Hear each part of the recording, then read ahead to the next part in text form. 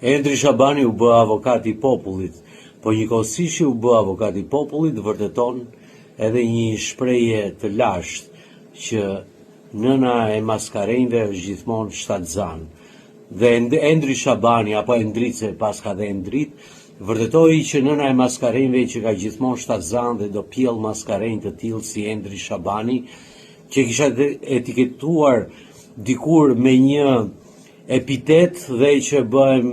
pishmënd për atë, por atë faru spije si Endri Shabani, njeriu që fliste për rrëzimin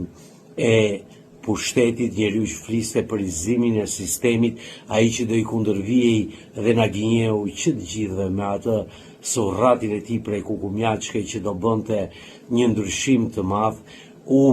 votua nga parlamenti, nga deputetët socialistë, totalisht nga socialistët, dhe vetë Edi Rama shkoi dhe votoi. Ju pa ta thënë dikur që Edi Rama e ka paguar, mendova se kishte marrë ndonjë lek dhe do shkonte të thyente qafën para ndonjë vend në Shqipëri, por nuk e mendoi avokati I popullit që ta çonin. Sa që sharake, avokati I popullit, institucioni që duhet të ketë personin që mbron interesat e njerëzve, problematikat, dhe që shumë nga ju, përfshirë dhe mua që pak a shumë në përgjithësi e di këtë institucion idiot që Edi Rama e ka eliminuar dhe e ka siansuar këtë institucion të pavarur shtetëror, që duhet I takonte opozitës,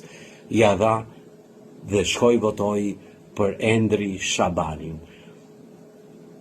Kërma dhe